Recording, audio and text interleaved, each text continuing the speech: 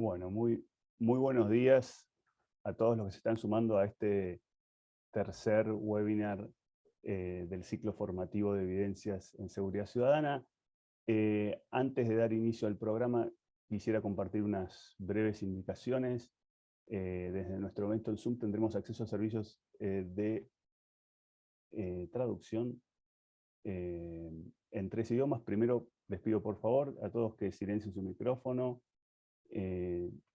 y si quieren acceder a otro idioma, pueden hacer clic en el icono de interpretación localizado en los controles y seleccionar luego en qué idioma quieren escuchar la conversación. Tendremos traducción simultánea en español, inglés y portugués.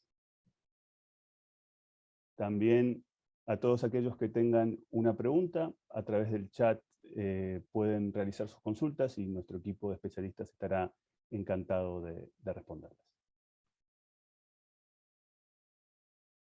Un gusto empezar en este tercer webinar como parte del equipo de Seguridad Ciudadana y Justicia de la División de Innovación para Servir al Ciudadano del Banco Interamericano de Desarrollo. Tengo el placer de dar inicio a este tercer webinar del ciclo formativo en evidencias, donde exploraremos qué ha funcionado para promover la seguridad urbana. Como tal vez muchos saben de los que están aquí, la inseguridad urbana es en América Latina un problema enorme. Afecta la calidad de vida de todos los ciudadanos, mina la confianza en las instituciones y obstaculiza el desarrollo económico y social.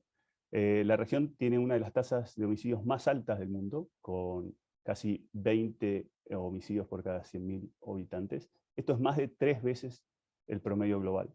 Es la región donde las personas se sienten menos seguras en sus comunidades. Bueno, durante esta jornada vamos a proporcionar y vamos a hablar sobre soluciones, estrategias que han demostrado ser efectivas para mejorar la seguridad urbana en la región y en otras partes del mundo. Vamos a presentar algunos ejemplos de intervenciones basadas en evidencia y que han sido evaluadas. Y luego vamos a discutir cuáles son las preguntas abiertas, cuáles son las cosas que todavía nos falta por aprender, cuáles son los obstáculos y desafíos para avanzar en una agenda de investigación y conocimiento que nos permita saber qué funciona en el área de la seguridad urbana, y cuáles son esas cosas básicas que siempre tenemos que tener para poder arrancar esta agenda. ¿Cuál es ese checklist mínimo para arrancar una agenda de investigación sólida en temas de seguridad urbana? Hoy contamos con 2 panelistas que han trabajado muchísimo en este tema. Primero me presento, mi nombre es Santiago Pérez Vincent, yo trabajo en el equipo de Seguridad Ciudadana y Justicia de la División de Innovación para Servir al Ciudadano del BID, y hoy me van a acompañar en esta conversación Macarena Rao. Macarena Rao es arquitecta y doctora en urbanismo. Ella cuenta con una enorme experiencia asesorando a gobiernos y organismos en proyectos de desarrollo urbano para la prevención del crimen. Ella es actualmente también presidenta de la Asociación Internacional de CEPTED, de Crime Prevention Through Environmental Design, y también nos va a acompañar hoy Daniel Mejía. Un segundo. Daniel Mejía, que es profesor asociado de la Universidad de los Andes en Colombia. Daniel es doctor en economía y cuenta con una larga trayectoria académica y también en la política pública. Daniel fue secretario de Seguridad de la ciudad de Bogotá, en Colombia, y también director de Política y Estrategia de la Oficina de la Fiscalía General de Colombia. Entonces, para comenzar en la conversación sobre qué ha funcionado para promover la seguridad urbana, me gustaría hacerles referencia a lo que ya mencionábamos, al gran desafío que significa la inseguridad para el desarrollo de América Latina. ¿Qué quiere decir? ¿Qué significa? ¿Cuáles son los indicadores que nos dicen que esto es un desafío crítico? Como les mencionaba, la tasa de homicidios en la región es 3 veces la que vemos en otras regiones del mundo. Las empresas identifican al crimen como una restricción seria o muy seria para hacer negocios, a tasas mucho más altas que en otras regiones. Y también la percepción de inseguridad y la victimización de las personas en nuestra región también tiene tasas mucho más altas de las que observamos en otras regiones. Y todo esto hace que prácticamente no haya dimensión de la vida de nuestros ciudadanos que no esté afectada por la experiencia o el temor a ser víctima de un delito. Todos los que vivimos en ciudades de América Latina, los que nacimos, crecimos ahí, sabemos que siempre estamos pendientes o tenemos ese temor a la victimización, y eso afecta cómo nos movilizamos, qué decisiones tomamos y prácticamente todas las decisiones de nuestra vida.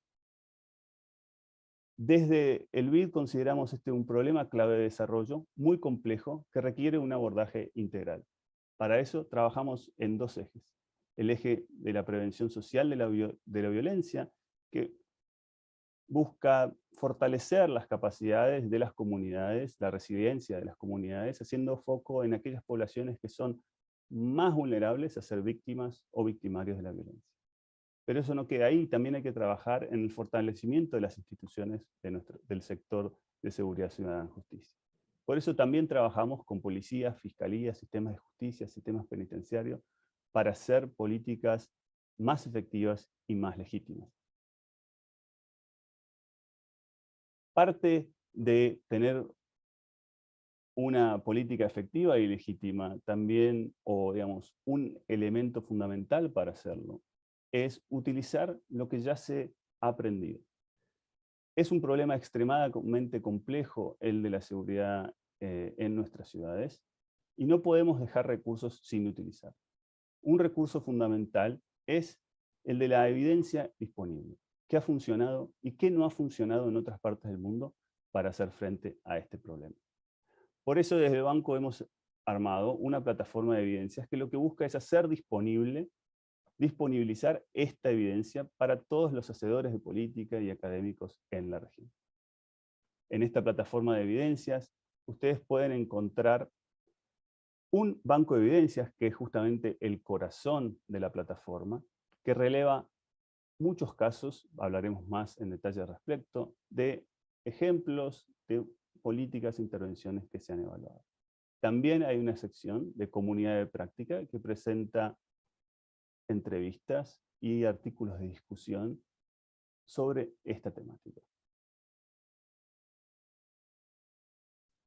Como les comentaba, en el corazón de la plataforma, en el banco de evidencias, la evidencia se estructura en 6 ejes. Estos 6 ejes abarcan un total de 91 tipos de soluciones diferentes, para los que hay 709 casos evaluados, de los que ustedes pueden obtener información detallada en la plataforma. Estos 6 ejes son el eje de la prevención de la violencia infanto-juvenil, la prevención de la violencia contra las mujeres, la seguridad urbana, el policiamiento, la justicia criminal y la reinserción social. En los 2 primeros webinars de esta serie ya hemos cubierto y hablado sobre los ejes de prevención de la violencia infanto-juvenil y prevención de la violencia contra las mujeres. En el día de hoy nos focalizaremos en el eje de la seguridad urbana. Este eje abarca 10 tipos de soluciones distintas para los que se discuten 40 casos en detalle. Estas soluciones son, por ejemplo, cámaras de videovigilancia, iluminación pública, barreras de acceso, lector de placas, entre otras. Dentro de estas soluciones hay cosas que han funcionado y cosas que no.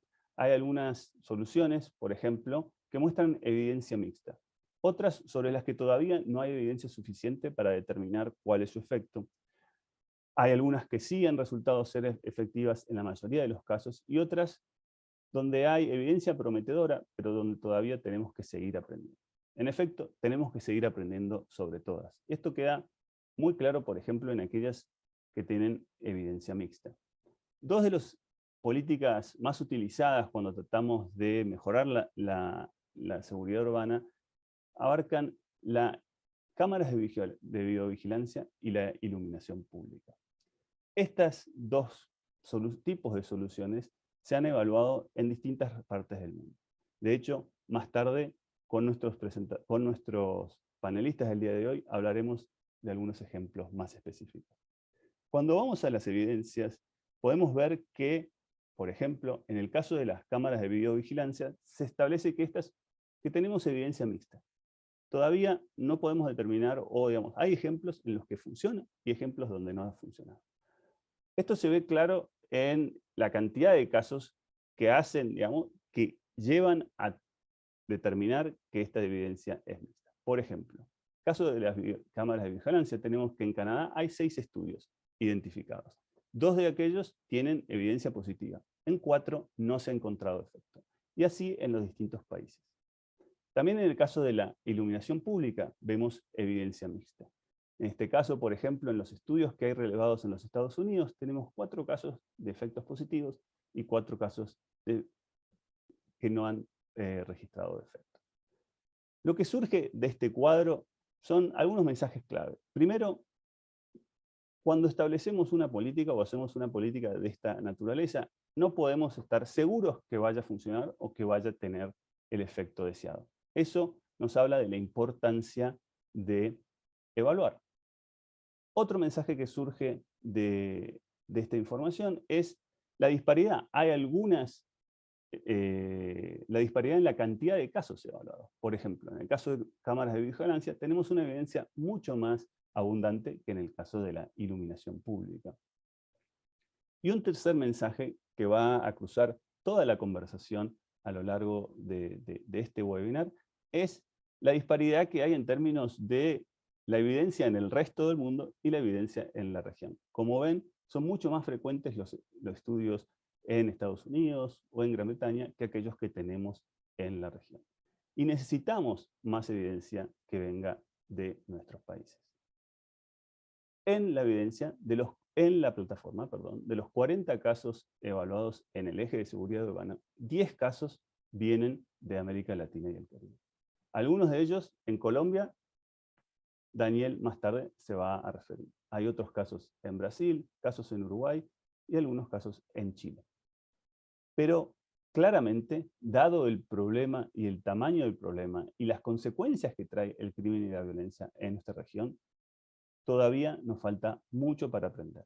Tenemos que generar más evidencia y esperamos que la conversación que vamos a tener con nuestros panelistas en el día de hoy nos den algunas ideas y nos den esperanzas de que sí es posible hacer políticas para promover la seguridad urbana basadas en evidencia. Les agradezco mucho su tiempo hasta el momento y ya vamos a avanzar con la doctora Macarena Rao, que nos va a hacer su presentación. Hola, ¿cómo están? Muchas gracias. Quiero agradecer al equipo BIT de Plataforma Evidencias por invitarme a presentar esta investigación y voy a proceder a compartir mi pantalla.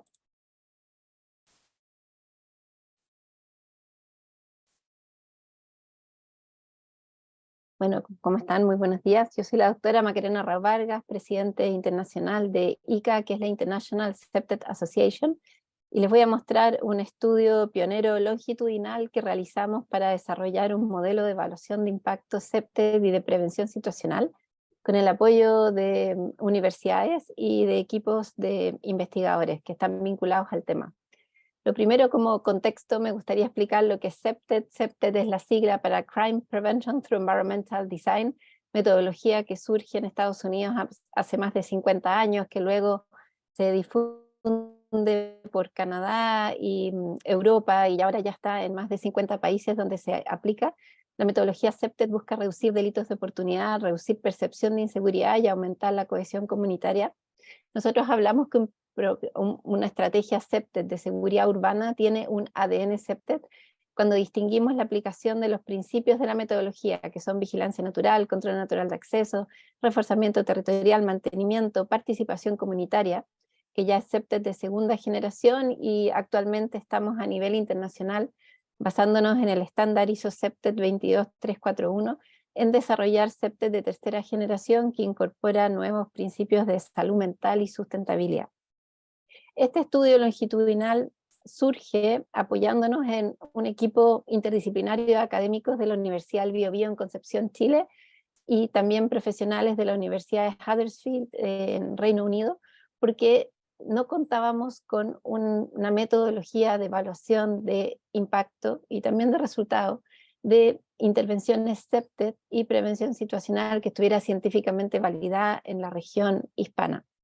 Entonces, desde el año 2016 hasta el 2021, que fue cuando finalmente se terminó de publicar este estudio, este equipo interdisciplinario pone todo el esfuerzo en desarrollar un modelo de evaluación de impacto de estrategias CEPTED y situacionales en LAC, y para eso se eligen 3 intervenciones con las que contábamos no solamente con respaldo institucional, sino que mucha información y bases de datos, intervenciones CEPTED realizadas en la comuna de Puente Alto en Chile, en Coyhaique, Chile, que es en la Patagonia, además de intervención situacional en la comuna de Tela, en Honduras.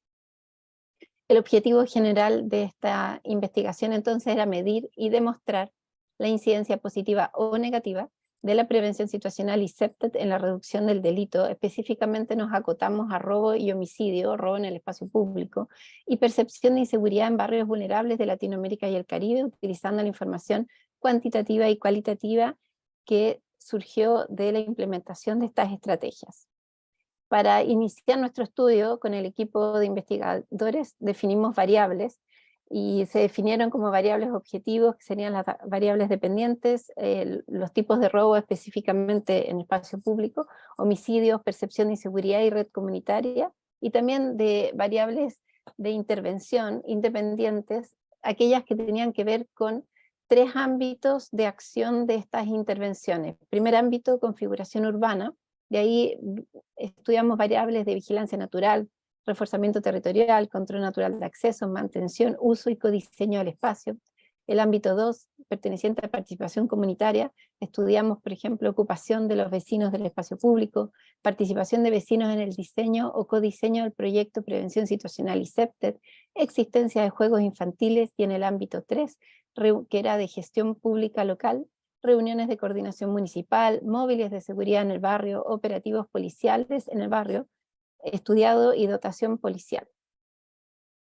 Para que efectivamente cumpliera con los estándares de una evaluación de impacto, nosotros innovamos desarrollando criterios para la definición de grupos de control, y también definiendo la muestra o el universo con el cual íbamos a trabajar para la obtención de información cuantitativa y cualitativa.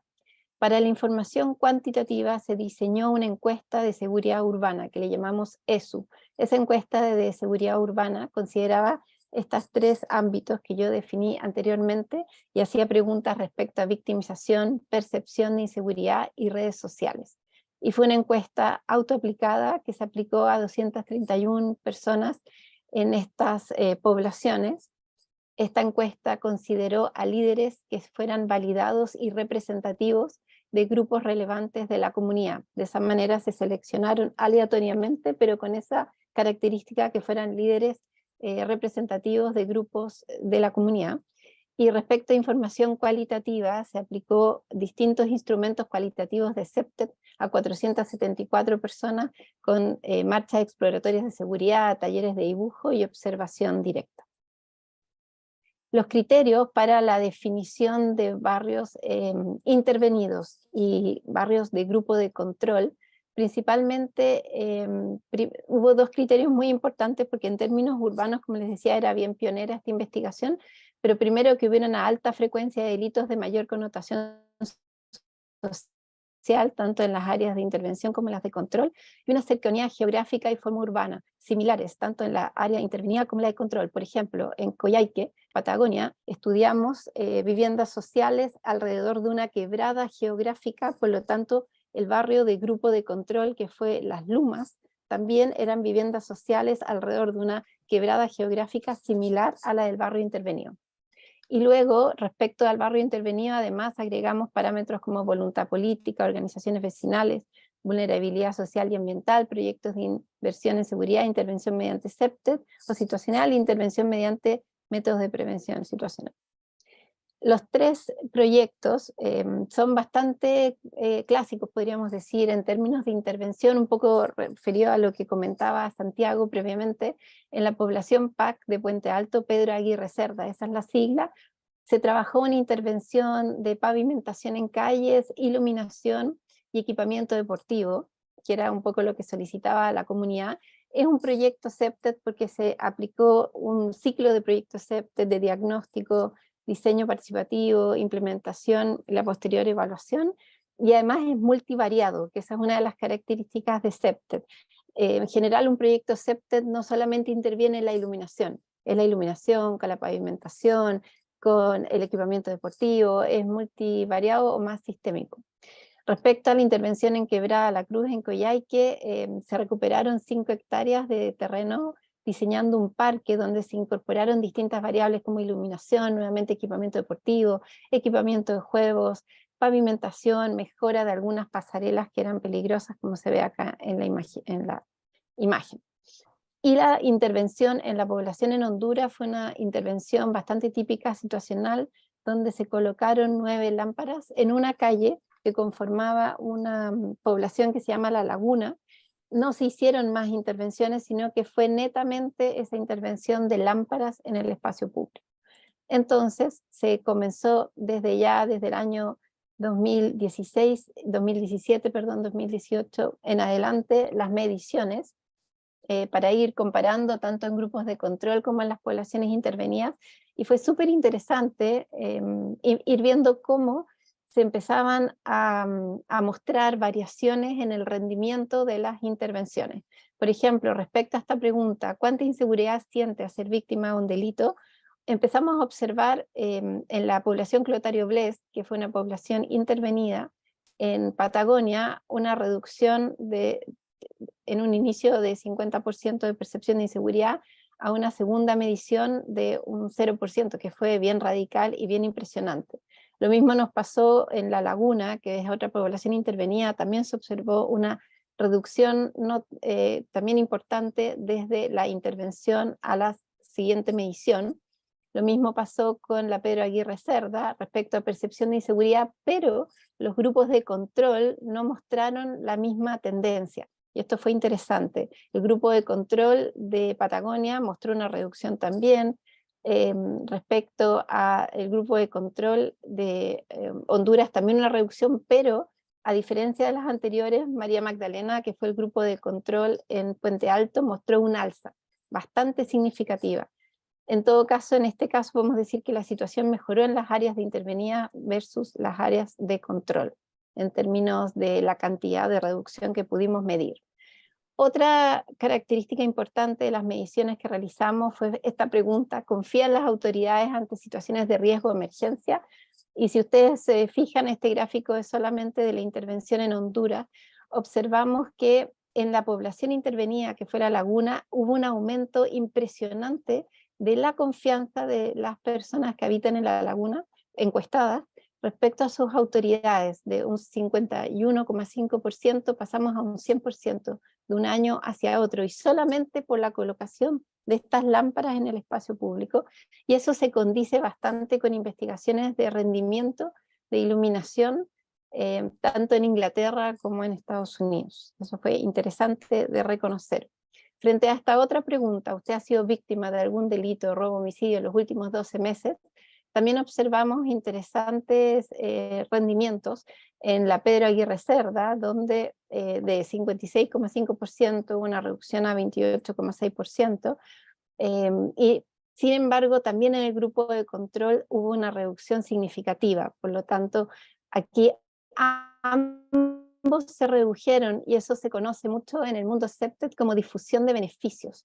¿Qué quiere decir eso? Y eso nosotros lo interpretamos como equipo de investigadores por la cercanía geográfica de un barrio con otro, del grupo de control con el grupo intervenido. A veces pasa que uno logra el efecto esperado o la reducción esperada en el grupo intervenido, pero también hay una difusión de beneficios que contagia positivamente el grupo de control.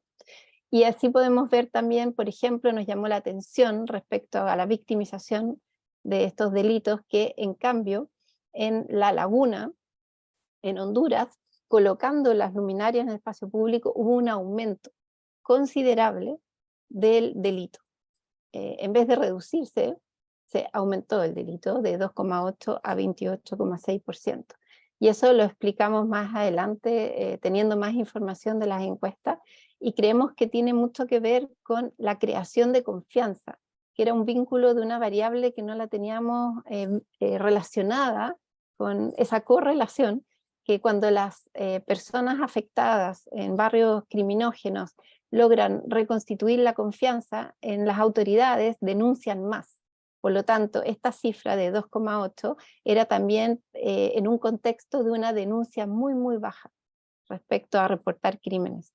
En cambio acá, un año después, con la colocación de luminarias, ya la población había vuelto a confiar en las institucionalidades y vuelto a denunciar. Acá tenemos otra pregunta: ¿cuánto afecta la delincuencia a su calidad de vida? Y observamos nuevamente que hay incrementos positivos en la Pedro Aguirre Cerda.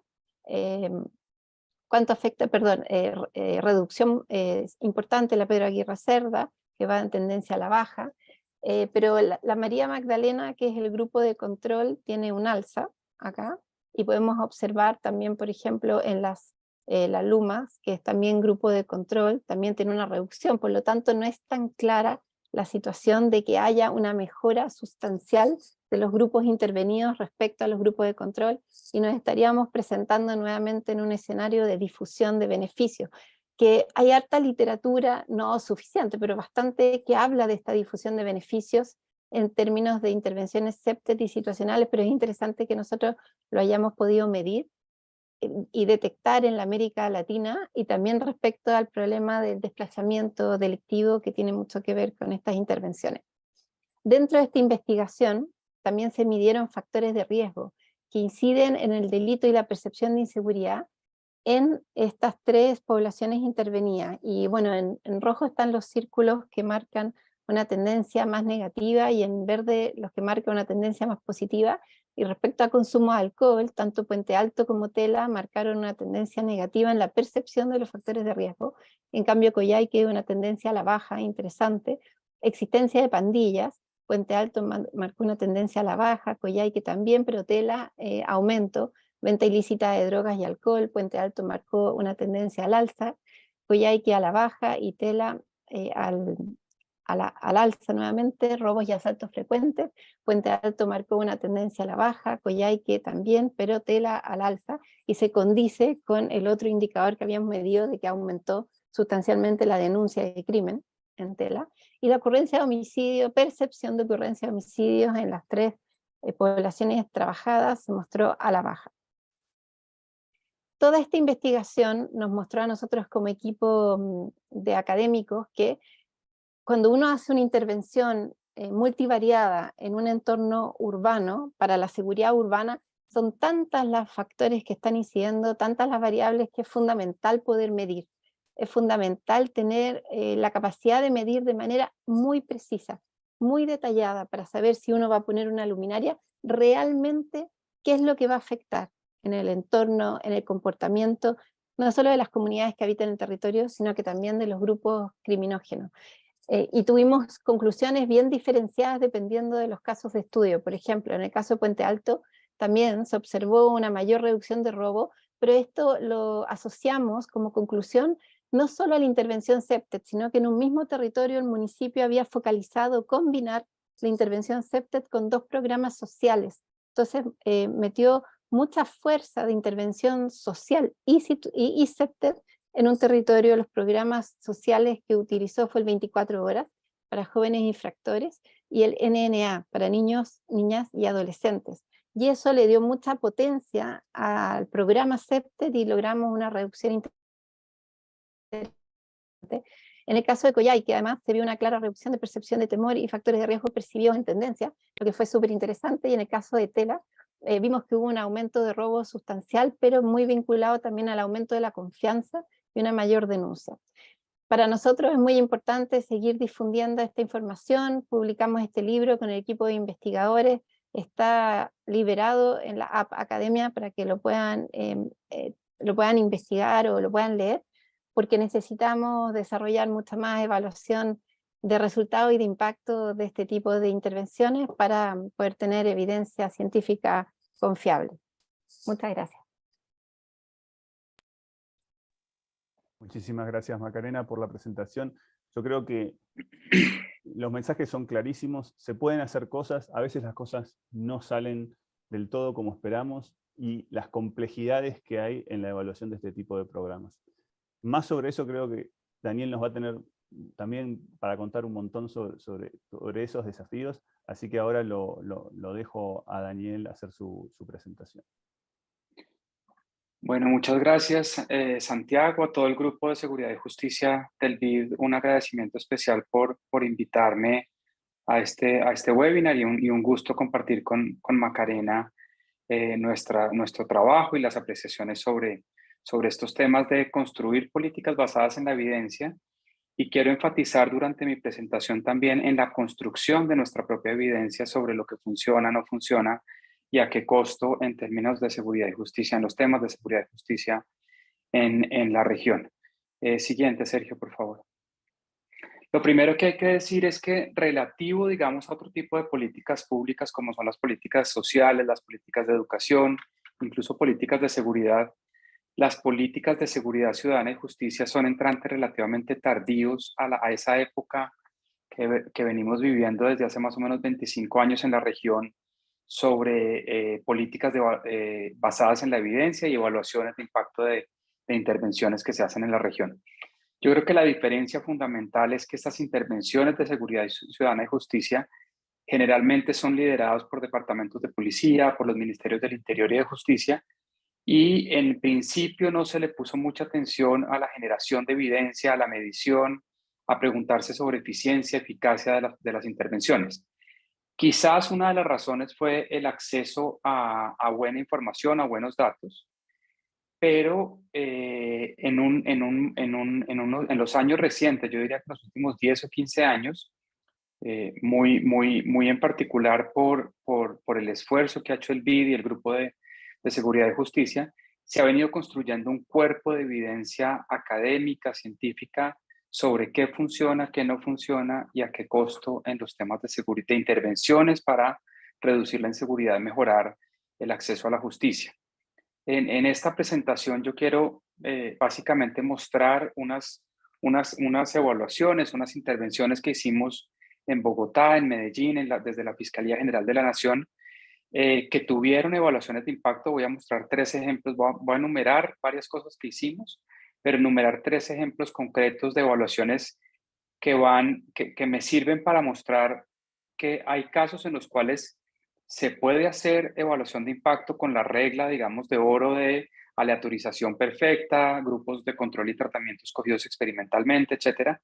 Pero hay otros tipos de intervenciones que, si bien no se hicieron con un enfoque, digamos, de experimentación pura, se pueden utilizar técnicas de evaluación de impacto que permiten a los policy makers, a los académicos, etcétera, entender o medir el impacto que estas políticas generaron. ¿Por qué digo esto? Básicamente porque antes de esos 10 o 15 años recientes, básicamente toda, como decía Santiago al principio, casi toda la evidencia venía primordialmente de Estados Unidos, alguna de Europa, del Reino Unido, de Canadá, y teníamos nosotros, o los policymakers en Latinoamérica, que tomar lo que ya existía y tratar de implementarlo acá en un marco institucional y un marco, digamos, legal muy distinto. Entonces, en los últimos 10 o 15 años, con el auge de evidencia empírica que hemos generado en la región, con evaluaciones de impacto hechas por académicos de la región o académicos de otros países que ayudan a hacer estas evaluaciones, tenemos mucha mejor evidencia sobre qué funciona y qué no funciona. Siguiente, Sergio. Lo primero que hay que decir es que en la medida de lo posible uno debe promover evaluaciones de impacto que sean rigurosas, que ojalá cumplan, digamos, los estándares académicos estrictos. Y ahí el principal reto está en convencer a los policy makers, que muchas veces son, por ejemplo, ministros del Interior, ministros de Justicia, que por su formación académica, casi todos son abogados o politólogos, no tienen, digamos, ese entrenamiento empírico, pero está, digamos, en los académicos, en entidades como el Banco Interamericano de Desarrollo, convencer a los policy makers de las bondades de medir, de evaluar y de desentrañar, digamos, patrones esperados y no esperados de ciertas intervenciones que hacemos en la región. Pero hay que también aclarar que hay situaciones, voy a enumerarles una particular que yo viví como secretario de Seguridad, en donde no se puede aleatorizar. Simplemente hay necesidades de inmediatez o temas urgentes que hay que resolver, en donde hay que hacer intervenciones que no necesariamente en principio llevan a que uno pueda hacer, digamos, un experimento, una autorización, etcétera, para medir los impactos. Y ahí es importante recurrir a la experiencia y conocimiento de los funcionarios. Y esa experiencia y conocimiento de los funcionarios públicos se va ganando, digamos, a través del tiempo, conforme esos funcionarios también promueven y tienen una conversación abierta y permanente con los académicos. Eso se ha visto, por ejemplo, cuando uno revisa, por ejemplo, el perfil de los ministros de educación o las personas encargadas de la política social en la gran mayoría de los países de la región, son personas que ya llevan 20, 25, 30 años en esto. En nuestro sector, en el sector de seguridad y justicia, vemos menos eso, pero ya vamos, digamos, viendo un conocimiento y una formación de expertos en estos temas a la que hay que recurrir cuando no se tiene, digamos, un cuerpo de evidencia para hacer una intervención que es urgente y que hay que hacer, y que si no existe ese cuerpo de evidencia simplemente no se puede caer en lo que yo acá llamo parálisis por la necesidad de análisis. No se puede porque simplemente hay unas necesidades urgentes. Y quiero notar esto, las políticas, antes de entrar en detalles de intervenciones, las políticas basadas en la evidencia no solo son en general más eficaces, sino que también fomentan un debate más abierto, más honesto y más claro sobre la mejor manera de enfrentar problemas de seguridad y justicia. Entonces ese debería ser como el principal tema que mueve a hacer evaluaciones, para generar debates que sean más honestos y más basados en la evidencia y menos en posturas ideológicas que muchas veces son preconcebidas sobre estos temas. Siguiente, Sergio. Esta es una lista no exhaustiva de intervenciones que se han hecho en los últimos 6, 7 años en Colombia. Un par en Medellín y Bogotá, en Medellín en 2015 y Bogotá en 2016. Intervención en puntos calientes de crimen. Una intervención, sobre esta voy a hablar, sobre una evaluación de impacto que hicimos de la instalación masiva de cámaras de seguridad en Medellín. En la Secretaría de Seguridad hicimos una evaluación de la prevención del crimen juvenil de los jóvenes que entran al sistema de responsabilidad penal para adolescentes. Hicimos programas de entrenamiento de policías en habilidades blandas que también evaluamos. Esta es la tercera a la que les voy a hablar, la intervención en la zona del Bronx. El Bronx era como el centro de operaciones del crimen organizado en Bogotá, que lo intervinimos y, digamos, ahí no se podía pensar en una aleatorización, un punto intervenido y unos puntos de control. Eso era imposible, había una necesidad urgente de intervenir, pero luego unos investigadores, ahora les voy a mostrar, hicieron una evaluación con técnicas, digamos, no experimentales, pero que nos dieron luces sobre cuál fue el efecto que esa intervención tuvo sobre los indicadores de seguridad. Y al final, voy a dejar esto para el final y seguramente para la sección de preguntas que Santiago planteaba, ¿qué nos falta por conocer? Yo creo que en temas de justicia e investigación criminal nos falta mucho por conocer. Hicimos en la Fiscalía una evaluación de impacto aleatorizada, experimental, de una intervención de entrenamiento a los equipos de investigación de homicidios, los equipos que investigan los homicidios. Hicimos programas de entrenamiento para investigadores en casos de violencia sexual y hay una evaluación reciente que venimos terminando nosotros sobre la implementación del nuevo sistema penal acusatorio en Colombia, pero hay varios esfuerzos en México, en Uruguay y en Uruguay, Perú y México, perdón, además del de Colombia, de evaluar un cambio fundamental que hubo en los sistemas procesales penales en América Latina, que son los sistemas acusatorios. Siguiente, por favor. Déjenme contarles un poco en orden de lo más, digamos, de lo que cumple el estándar de oro de evaluación de impacto, que son los diseños, las intervenciones con diseño experimental, hasta la intervención del Bronx, que es una intervención en un solo punto, pero que luego con otras técnicas se puede hacer.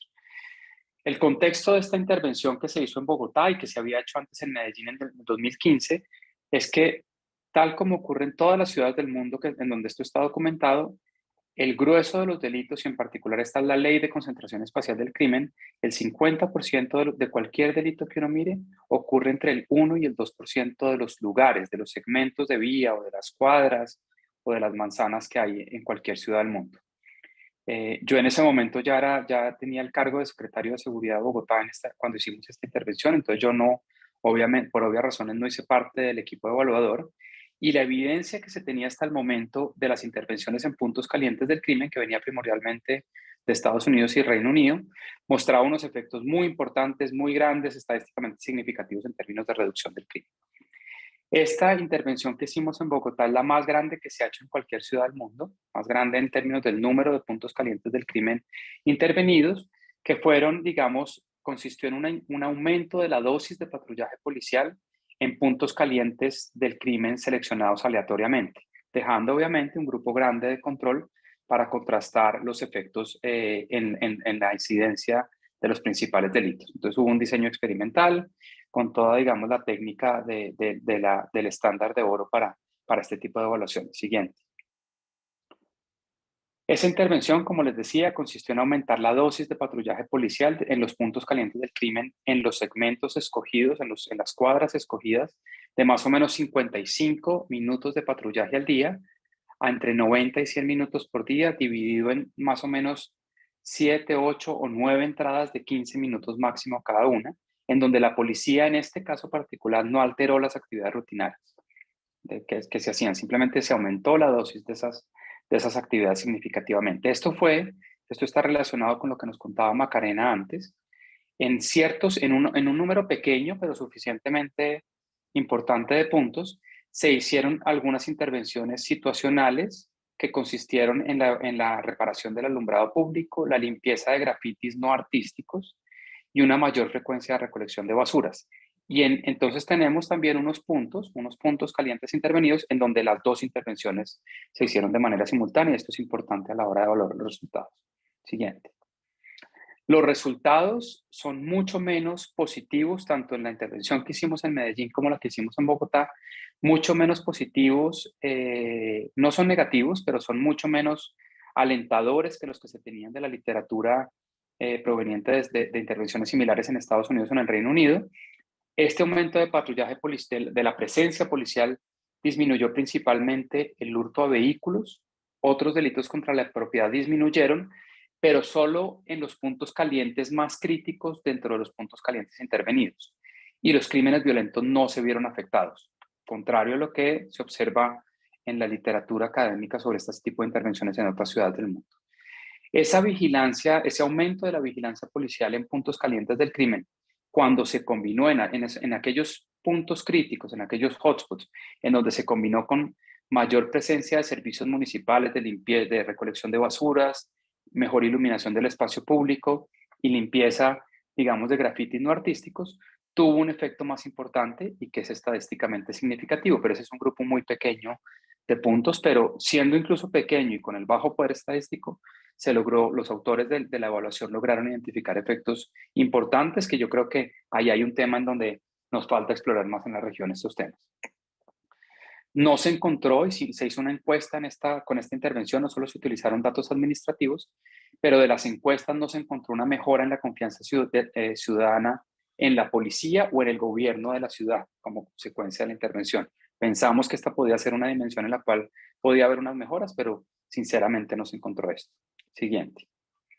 La otra intervención de la que quiero hablar, que es un punto intermedio entre el estándar de oro de un diseño experimental casi perfecto y una situación en el otro extremo donde no se puede hacer prácticamente ningún diseño, ni siquiera cuasi experimental, es la intervención de instalación de cámaras de vigilancia. Aquí, fíjense que en la intervención de puntos calientes del crimen nosotros teníamos una evidencia muy positiva de reducción de la violencia producto de intervenciones en puntos calientes del crimen para Estados Unidos y para el Reino Unido. En Bogotá y Medellín encontramos que esos efectos son mucho más pequeños y mucho más moderados. En este caso de instalación de cámaras de vigilancia, la literatura internacional es mucho más mixta. Hay muchos artículos académicos que muestran que la instalación de cámaras de vigilancia no es una política efectiva para reducir la criminalidad, pero las evaluaciones que hay en la región, como nos mostraba Santiago inicialmente, son muy pocas. En Medellín, en el 2013, yo en ese momento todavía no estaba en la Secretaría de Seguridad, la alcaldía de Medellín se propuso instalar casi 600 cámaras de vigilancia a lo largo de la ciudad y escogieron igual número de puntos calientes del crimen, de esquinas para instalar esas cámaras. Y debido a procesos burocráticos que tenían que ver con solicitud de permisos a la Secretaría de Planeación y Movilidad, la instalación de los postes, la energización de los postes, la instalación de internet para las cámaras, etcétera, el tiempo exacto en el que ocurrió la instalación de cada cámara no se correlacionaba con características no observadas que podían afectar el crimen, ni con los niveles de crimen de esos puntos calientes antes de la instalación de las cámaras. Entonces eso nos permitió, digamos, explotar un diseño cuasi experimental en donde se parece una intervención como si se hubiera aleatorizado, pero que no se aleatorizó. Y nos permite entonces, nos permitió con mis colegas Santiago Tobón y Santiago Gómez, en ese momento los dos estudiantes del doctorado en economía en la Universidad de los Andes, evaluar esta intervención. Siguiente. Aquí, contrario a la literatura académica internacional, encontramos una reducción muy significativa y de un tamaño muy importante, casi 23.5% de reducción de los crímenes reportados por la ciudadanía. Y esto se explica primordialmente por una reducción aún más grande de los delitos contra la propiedad, los delitos contra la vida, los homicidios, las lesiones personales y los casos de acoso sexual se redujeron, pero en una menor medida, casi el 20%, mientras que los delitos contra la propiedad se redujeron en casi un 27%. Y relativo al año previo a la intervención, es decir, a la instalación de estas cámaras, relativo al 2012, el uso de cámaras de vigilancia redujo los arrestos, las capturas hechas por la policía en casi un 31%, que esta es otra forma de validar que el crimen efectivamente se redujo ya con datos distintos que son los datos de arrestos. Adelante, siguiente. No parece haberse dado, como nos explicaba Macarena, uno interviene un punto caliente con más policía, una cámara de vigilancia, mejor iluminación, etcétera, y tiene que mirar qué pasa con los lugares vecinos, a ver si hubo un desplazamiento del crimen o una difusión de beneficios de la intervención. Y no encontramos ninguna de las dos, ni desplazamiento del crimen, ni difusión de beneficios producto de la instalación de las cámaras. Siguiente. La tercera intervención, esta es la última que voy a resumir para pasar a una reflexión, es la intervención en la zona del Bronx en Bogotá.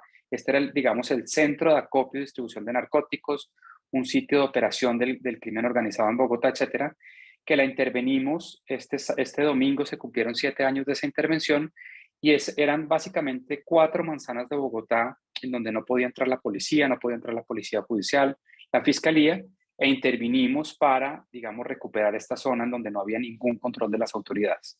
Y 2 autores de la Universidad del Rosario, Juan Fernando Vargas y Peña, evaluaron esta intervención usando grupos de control sintético, técnicas que, digamos, en el abanico de técnicas se pueden ver como las menos confiables, pero algo nos dice, siguiente diapositiva, por favor, nos dice algo sobre una percepción que era errada en los medios de comunicación, en las redes sociales, en analistas, que el crimen producto de esa intervención había aumentado. Y lo que muestran los autores de esta evaluación es que la intervención generó una reducción muy importante, obviamente en el lugar tratado porque se recuperó el control, pero también redujo el hurto a personas, el hurto a vehículos y otro tipo de delitos contra la propiedad e incluso delitos contra la vida, en zonas circundantes de esta zona intervenida, ese sector que en Bogotá se conoce como el sector del Bronx. Siguiente. Déjenme terminar con dos reflexiones, una desde un punto de vista académico y una desde un punto de vista de un policy maker. Desde un punto de vista académico, nosotros, aquí me incluyo porque yo estoy ya de regreso en la Universidad de los Andes, no incorporamos necesariamente nuestra función de utilidad o dentro de nuestros objetivos la relevancia, la pertinencia de nuestra política, de nuestra investigación. Claramente en nuestra función de producción están más temas como el acceso a datos, el acceso a diseños experimentales que nos permitan hacer evaluaciones de impacto muy sofisticadas.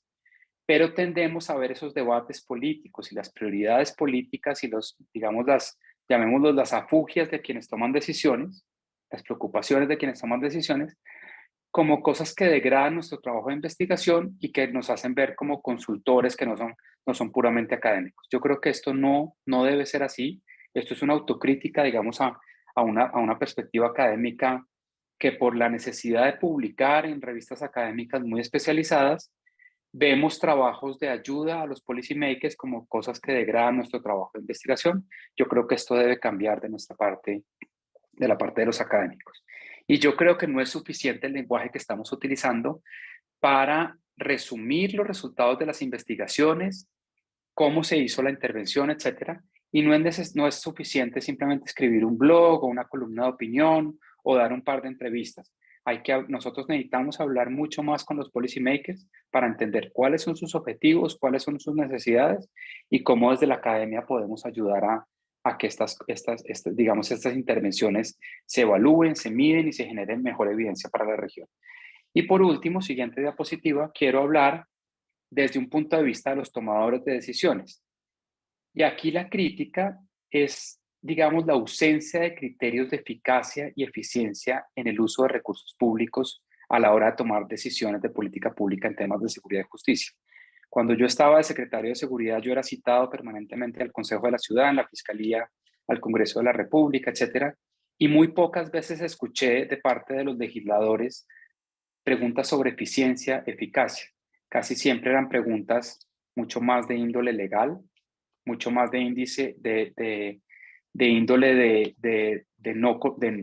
uso, digamos, lícito de los bienes, de los recursos públicos, pero casi nunca se pregunta, bueno, estas políticas que usted implementó, la implementación de cámaras de seguridad que en Bogotá pasaron de 280 a casi 5.000 cámaras en el periodo que estuvimos en la alcaldía de Bogotá, ¿qué eficiencia tuvo? ¿Cuánto redujo el crimen? ¿Cuánto costó esta intervención? Etcétera.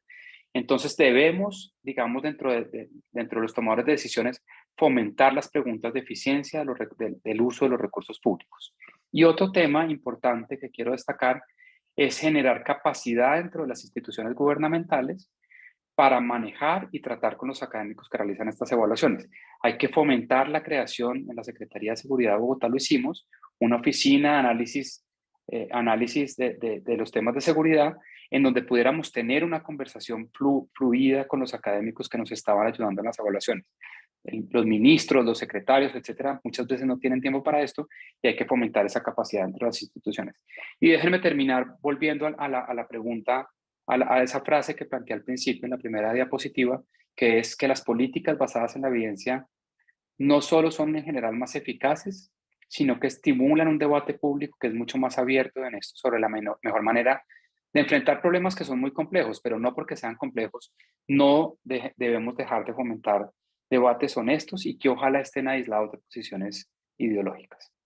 Gracias, Santiago. Creo que me excedí un poco en mi tiempo, pero muchas gracias por la atención.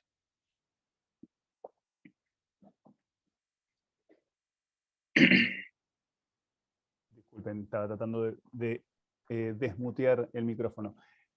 Gracias, Daniel, gracias, Macarena. Nos quedan 5 minutos. Creo que todos nos excedimos un poco en el tiempo, pero estaba muy interesante, así que tampoco quería cortar a nadie, y creo que al final, de alguna manera u otra, en sus presentaciones han cubierto, diría, la gran mayoría de los temas que queríamos cubrir en el día de hoy. Les hago 3 preguntas breves, empezamos por la primera, para tener respuestas, digamos así, bien al punto.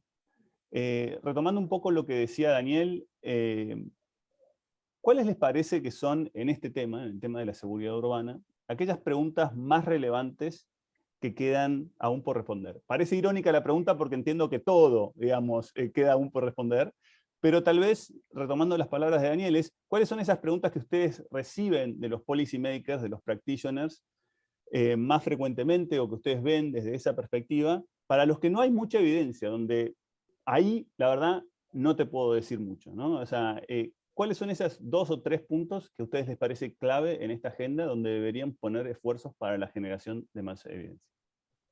Empezamos por Macarena, si no te molesta, Macarena. No, claro. Oye, felicidades, Daniel, me encantó tu presentación. Entretenido estar ahí como contrastando investigaciones. Es muy, muy interesante. Frente a tu pregunta, Santiago, creo algo que para mí siempre ha sido un pendiente y que esperaría tener respaldo de distintos gobiernos, voluntad política o centros de estudio para realizar de forma más comparativa en la región hispana, son estudios de percepción de inseguridad y su localización espacial urbana. y creo que faltan, yo le llamo mapas de inseguridad.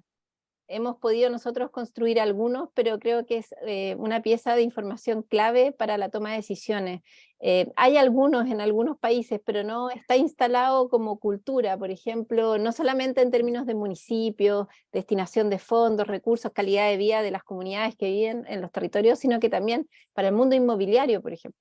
Yo siempre con mi equipo tenemos que estar como después de que quedó una crisis en un desarrollo inmobiliario, viendo por qué se tomó la decisión de construir en ese terreno, siendo que el nivel de crimen era tan alto y la percepción de inseguridad tan alta. Entonces hay que entrar después de que ocurre.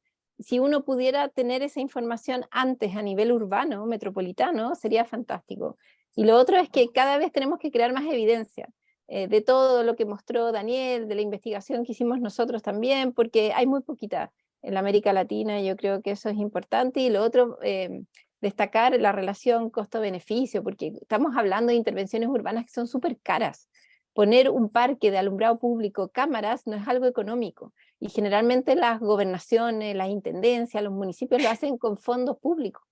Entonces, no saber realmente cuál es el retorno de esa inversión de manera estadística, matemática, es como estar moviéndose de forma ciega. Esa es mi aporte. Gracias, Macarena. Daniel. Santiago, yo creo que hay muchos temas en donde falta, estoy de acuerdo con Macarena que nos falta mucho en los temas de la relación entre percepción y datos objetivos.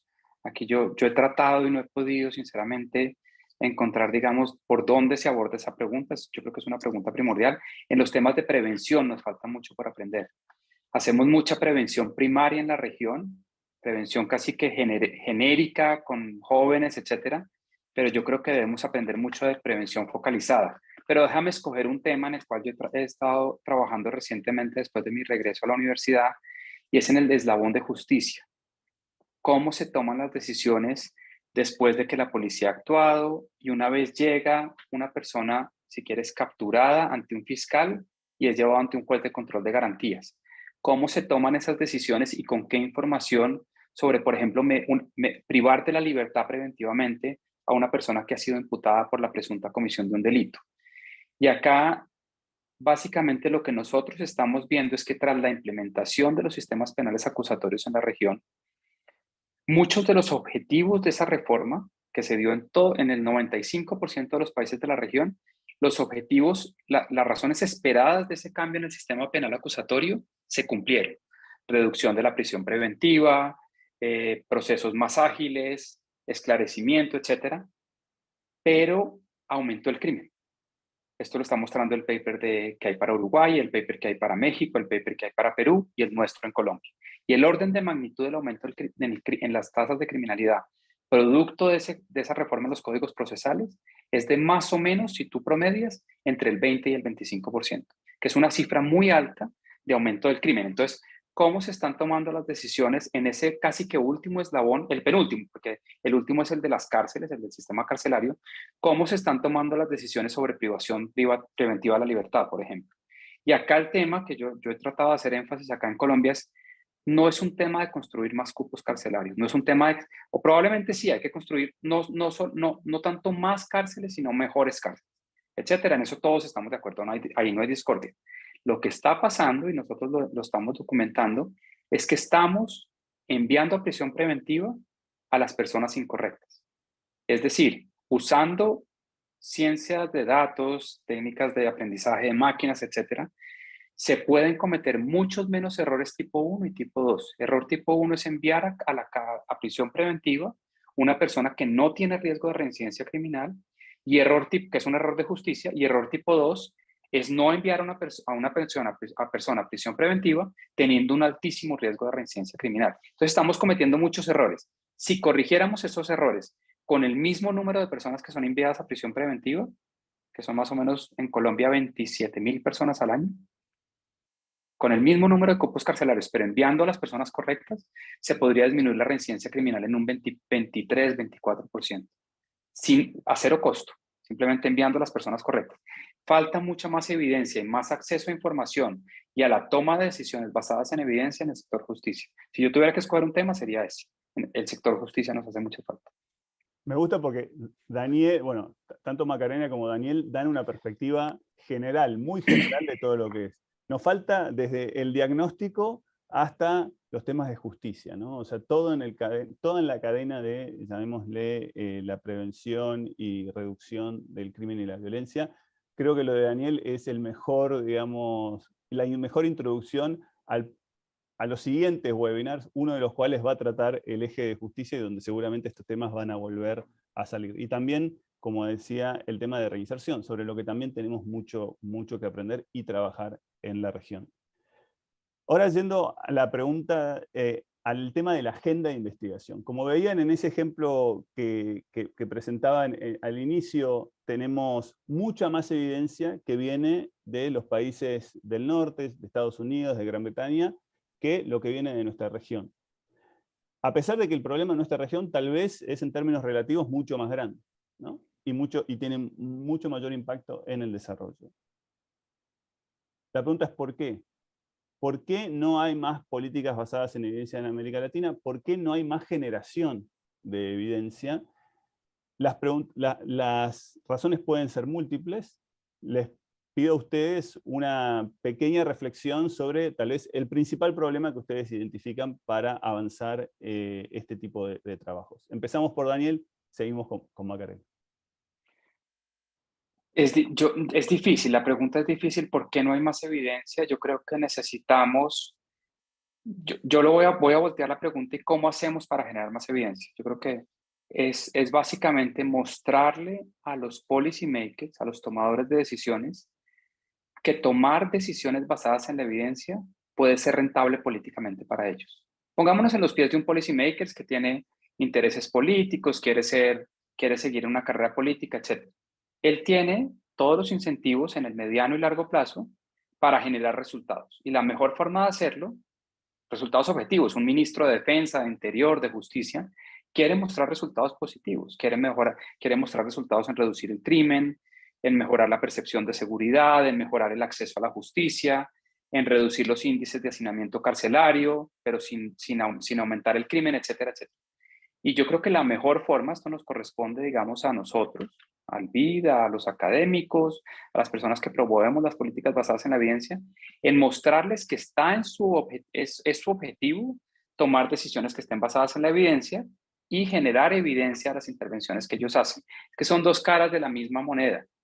¿Usamos evidencia de afuera para hacer intervenciones locales o generamos nuestra propia evidencia? Ya llevamos 10, 15 años en la región construyendo evidencia. Es impresionante la evidencia que se ha construido en Chile, en Uruguay, en Argentina, en Colombia, un poco menos en Brasil, en otros países un poco menos, pero están avanzando. Y eso es por la disposición de los policy makers que ya están entendiendo que no solo tomar decisiones basadas en la evidencia puede estar dentro de sus objetivos. Pensemos en personas que son egoístas y piensan en unos objetivos también personales, y mostrarles que esto puede ser rentable políticamente para ellos debería ser un rol que debemos jugar. De pronto es otra estrategia que deberíamos usar más allá de las que hemos usado. Macarena. Bueno, yo me he topado como con 3 barreras. La primera es desconocimiento. Todavía hay muchos policy makers que son nuestros contrapartes o clientes que no tienen idea de la diferencia entre una evaluación de proceso, resultado y impacto. Partiendo por ahí, uno parte conversando y quedan totalmente como perdidos, no tienen el conocimiento. Entonces, primero, creación y formación de este conocimiento para los tomadores de decisiones. Creo que es un target bien importante. Después siempre cuestionan, o me han cuestionado que son caras, que apenas les alcanza el recurso para el diagnóstico, la intervención, entonces no le alcanza para posteriormente evaluar. Y ahí la relación costo-beneficio y la rentabilidad política que plantea Daniel es súper importante de instalar en ellos. Y después también me pasa que muchas veces están como, no todos, pero hay una suerte de apagar incendios. Muchas veces el tema del crimen es tan dinámico y a veces están sometidos a tanto estrés que hay un tema de inmediatez. Las evaluaciones requieren un proceso, un tiempo y etapas, y ellos están como en el día a día apagando incendios. Entonces creo que ahí también es importante ver cómo enfocarle a ellos la instalación de este tema y la priorización de este tema. Buenísimo, clarísimo. Creo que, retomando un poco los temas, creo que el tema del costo, por ejemplo, con buenos diseños o diseños que explotan la institucionalidad, explotan en buen sentido, ¿no? Aprovechan la institucionalidad, y con el uso de datos administrativos podríamos bajar bastante los costos, ¿no? Si bien claramente hay temas que queremos medir a través de encuestas, cosas relevantes como la confianza ciudadana, difícil capturarlo por un mecanismo diferente al de las encuestas, aunque tal vez hay maneras y hay que también tener creatividad. Creo ahí también mis 5 centavos para decir la importancia, ¿no? y la dificultad que tiene ante la ausencia o el desorden que muchas veces hay con los datos, ¿no? Y la falta de accesos que tienen a veces los propios gobiernos o las propias, digamos, agencias de gobierno para acceder a datos de otras áreas, ¿no? Si tuviéramos una mayor interoperabilidad y también mayor comunicación, podríamos aprovechar esos datos para bajar costos y hacerlas, digamos, más factibles a estas evaluaciones. Pero 5 centavos creo que lo que ustedes mencionan sobre alinear incentivos es tal vez y el conocimiento técnico, creo que esas dos son limitaciones muy, muy grandes.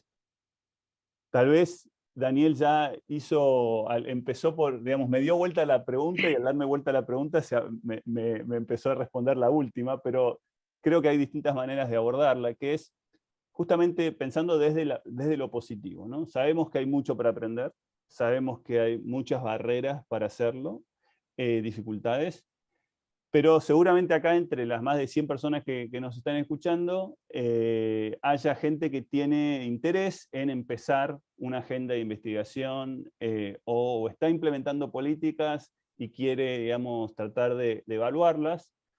Entonces, a ustedes que han recorrido ese camino, les pido que hagan como el checklist, ¿no? ¿Qué es lo que necesitamos? La herramienta mínima o la caja de herramientas mínima que deberíamos tratar de tener cuando nos sentamos en nuestra, digamos, en nuestra oficina para iniciar una agenda de investigación o de evaluación de políticas. Macarena, podemos empezar y terminamos con Daniel. Hacemos uno. Sí, yo estaba pensando como en 3 ejes o 3 ideas. Primero, que es necesario crear más estudios, porque todavía encuentro que tenemos poquito. O sea, si nos ponemos a buscar en la región, tenemos más que hace 10 años, pero todavía tenemos poquito comparando con otras regiones. Entonces, incentivar más tesis, más investigación, o de alguna manera tener algún fondo de fomento a esas investigaciones.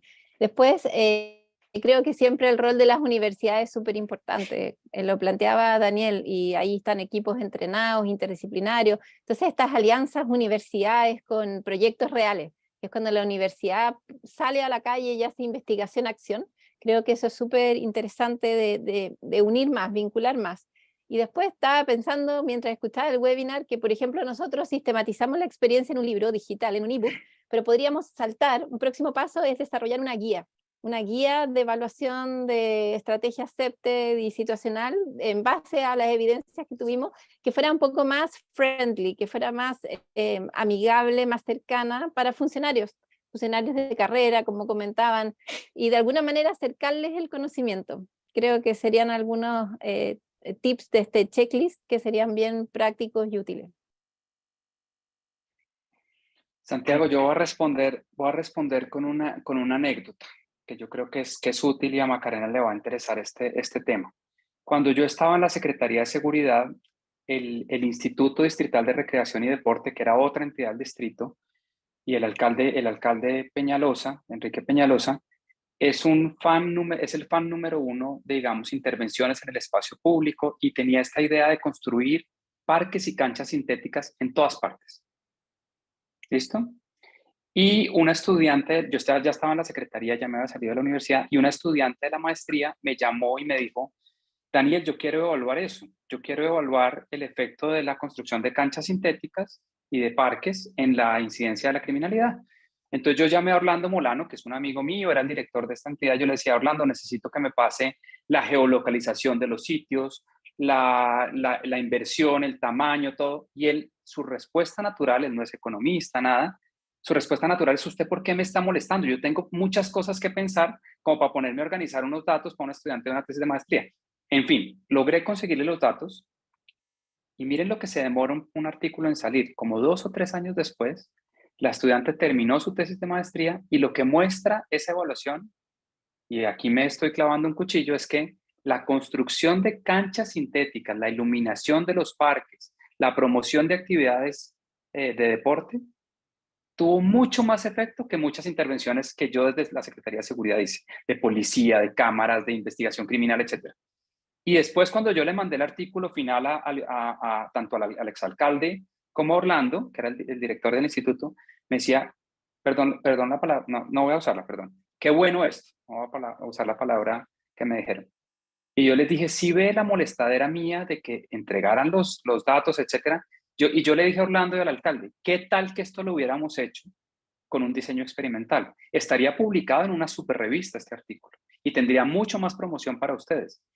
Ejemplos como este servirían, digamos, casi que escribir un estudio de casos de los que escriben la gente que hace MBAs, de esto. Hablar con Orlando, hablar con la estudiante, hablar con el alcalde, conmigo si quieren, lo que sea, y decir: mire la oportunidad que se logró hacer después de muchas peleas mías con Orlando para que pasara la información, y lo que se documentó del impacto de este tipo de intervenciones en seguridad. Las canchas sintéticas nunca se plantearon como una estrategia de reducción de la inseguridad, pero tuvo un efecto inmenso. Entonces, este es un buen ejemplo de cómo fomentamos. Con ejemplos concretos como este, le dice uno a policy makers: ojo, usted puede estar perdiendo la oportunidad de documentar una cosa que tiene impactos muy positivos por despreciar, gastarle un poquito de tiempo, 2 horas de una reunión con académicos, estudiantes de tesis de maestría, etcétera, que quieren evaluar sus políticas. Y si sale mal la evaluación y sale negativa, bueno, salió mal. A eso nos sometemos. Cuando yo hice la intervención en Puntos Calientes, yo era el secretario en Bogotá y no salió tan bien. ¿Qué hacemos? Aprendimos y no salió tan bien. ¿Qué hacemos? Creo que fue la mejor anécdota para cerrar el webinar. Gracias, Daniel. Gracias, Macarena. Sin duda, el intercambio entre la academia, los organismos internacionales, los organismos públicos, podría ser mucho mayor. Creo que hay un montón de potencial para explotar eso. Ojalá la plataforma de evidencias, estos webinars, lo que nosotros llamamos esta comunidad de práctica que queremos generar en torno a esta plataforma, la plataforma como excusa para motivar la generación, para motivar este tipo de discusiones. Ojalá, digamos, muchos de los que están escuchando y escuchen estos y otros webinars también se acerquen a nosotros y empecemos a generar estas redes para potenciar muchas más evidencias y que no pasen estas historias como comentaba Manuel, no desaprovechemos esto y sigamos aprendiendo. Les agradezco nuevamente, Daniel, Macarena, excelente, de verdad yo he aprendido muchísimo y le he pasado muy bien. Les comparto a todos, agradezco a todos quienes participaron de esta presentación. Les digo, para aquellos que, a ver si logro hacerlo funcionar, no estoy pudiendo, pero si se quedan unos segundos, pueden descargar su insignia. Aquellos que quieran pueden usar el código QR para obtener su certificado de participación en este webinar del ciclo formativo de evidencias en seguridad ciudadana y justicia. Y también los invitamos a acceder a la plataforma de evidencias. Acá está el link, van a poder descubrir algunas de las cosas que se mencionaron hoy, están ahí, otras no, pero hay un montón de ejemplos para aprender. Y más que nada agradecerles, y en 2 semanas tendremos el nuevo webinar donde trataremos el tema de policiamiento. Muchísimas gracias a todos y un gusto haber compartido este webinar con ustedes. Gracias.